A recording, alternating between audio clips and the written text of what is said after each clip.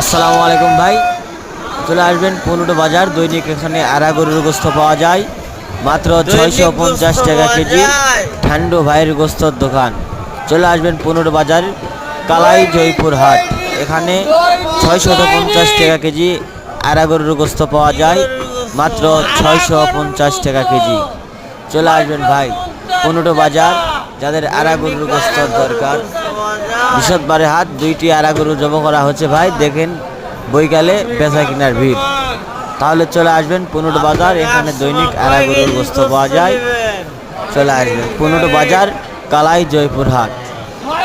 যে কোনো অনুষ্ঠানের আড়া গরুর গোস্ত ম্যাপে দেওয়া হয় অথবা বাসায় যা কাটে দেওয়া আসা হয়।